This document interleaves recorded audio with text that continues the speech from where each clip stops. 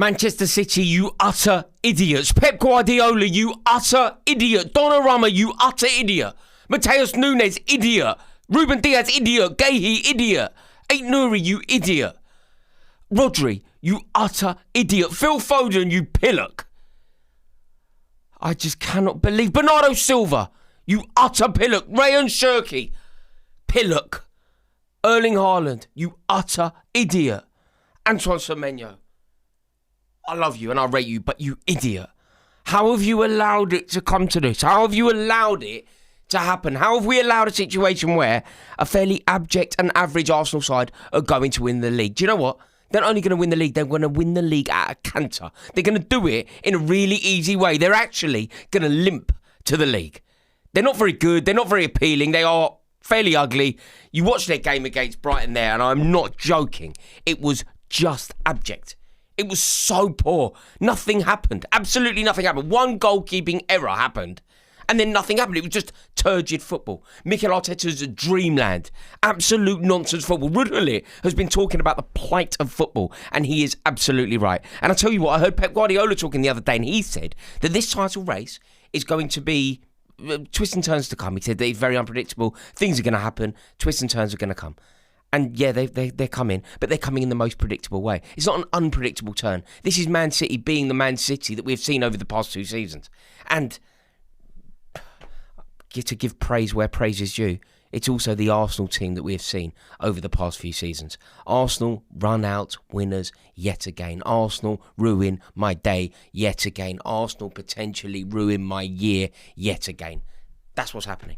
That's what's happening. You know, even tonight, I should be having a lovely time now. I should be talking to you. I should be having a drop of whiskey, light up a Monte Cristo cigar. I should be having a lovely time, right? Chelsea just smashed up Aston Villa, and that's what we should be talking about. But instead of that, I can't talk about that because we've got to talk about the title race because the title race has concluded. Everyone who's ever won a league knows how it works. If you've ever seen your team win a league title, you know exactly how it works. There is a game week. There is a fixture where you go, do you know what? We won the league that day. That is the day that we won it. Trace it back to that very day. That is when it happened. And today is the day that it happened. March the 4th, 2026. Congratulations, Arsenal. This is a date that is etched in your history forever because it's the date that you won the Premier League title. It's the date that you won the Premier League title for the first time in over 2 decades. You have gone away to Brighton and you have played abysmally, but you have managed to accrue the 3 points. You've done it in a very professional way, and to be fair to you, you've done it in a way that title winners do it. You go, you win 1-0, you get the job done, nothing much happens, but you do the job. It's like win, next, win, next, win, next. Man City, it was a great game at the Etihad, great game. All sorts going on. Elliot Anderson scoring blinders, Morgan gives White scoring blinders. Rodri thinks he's got Rodri off the set piece, by the way. Everyone loves talking about them. Great game. But ultimately, they have thrown the league away. Think about it last year. Do you know when we knew Liverpool were going to win the league? We knew they were going to win the league when they beat Brentford. About this time last year, a bit earlier maybe. They went away to Brentford, Darwin Núñez came on, they won the league. You ask any Chelsea fan about the first time that we won the league, when Jose Mourinho came back. Right? You ask, everyone can pinpoint a title win. You know exactly where it happened. Chelsea fans will always talk about Aaron Mokoena at Ewood Park, Arjen Robben scoring the winner, breaking Arjen Robben, Mokoena breaking Robben's leg. That is when we won the league. You can always trace it back to a fixture. Arsenal fans know this inside out. Arsenal fans know what happened when Mark Overmars scored at Old Trafford. The day that you win the league, you know. And today was the day that Arsenal won the league. Today was the day that we knew that Man City ran out of steam. And when they're giving out winners' medals, and they should be given out tonight, you know, go up to Bukayo Saka, give him a winner's medal. He scored the goal, actually. He hasn't had a great season, and it was a fairly pitiful goal and one of the worst displays of goalkeeping that I think I've ever seen.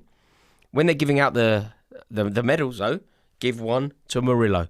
Murillo, that clearance off the line is about as significant as it could possibly be. And do you know what's really annoying? I was starting to convince myself that Manchester City would do it. Pep Guardiola. I think. Do you know what I started to do? I started to listen to the outside noise. I started to listen to people talking to me, telling me that City are going to do it. City are going to go full steam ahead. Pep Guardiola, we've seen it before. Bernardo Silva looks like a dog with a bone.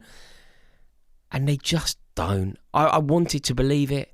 I was being almost like via osmosis. People were telling me that it was going to happen, and I was starting to believe it. People were so confident. I was listening to my friends speaking about football. They were like, City are going to do it. City are going to... They're not. They're not the City of old. Guardiola's not the man that he once was. He just doesn't have the rhythm to get this team playing as to a level, to a functionality that they need to win a Premier League title. They just don't have it. And, do you know, I honestly thought that it was going to happen. I thought that they were going to put that inevitable winning streak together. Man City were going to win 8 out of the last 8, 10 out of the last 12, something like that. And they're just not. They're so vulnerable. They cannot constantly rely on pulling it out the bag or rely on individual genius.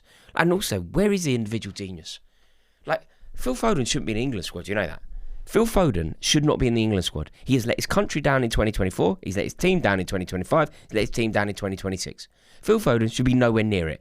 Ryan Shirky, Antoine Semenyo, they have embarrassed the contribution of Phil Foden. Phil Foden, when Kevin De Bruyne moved on to Napoli, Phil Foden should have used that as an opportunity to stake his claim, to claim his position as one of the best to have ever done it. He has the trophy record, he has the trophy haul, and yet for some reason, he just doesn't have the ability. He just doesn't have it. You know, we've seen it in fits and starts, we've seen moments, we've seen a dazzling season, but you cannot rely on Phil Foden. Phil Foden is great when things are going well. He's great being the other guy in a good team. If Erling Haaland's going to score 30, you know, Phil Foden score 12, 15, 18. But he will not drag you to a title. He doesn't have it. He's not about that life. And when we go to the World Cup, we have players. There's a lot of competition for that position. Phil Foden should be nowhere near it. Just nowhere near it. It is so, so poor. And now, let's just face it, all hope is lost. Arsenal have behaved like title winners. Man City have behaved like idiots. It's over. Think about what Arsenal have done. They had 2 really bad draws. Brentford, Wolverhampton Wanderers at Molineux. And what have they done off the back of that? They have battered Tottenham to set them on their way. They've then got a really statement result against us at the Emirates.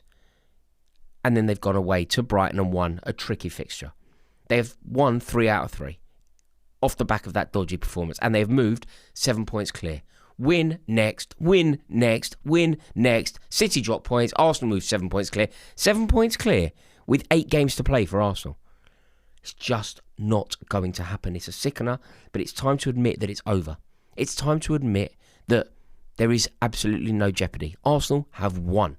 The fat lady is singing. Somewhere, Michelle McManus is belting out a tune. Somewhere right now, Rebel Wilson is singing at the top of her lungs. It is over. Arsenal, painfully, are the best team in the country.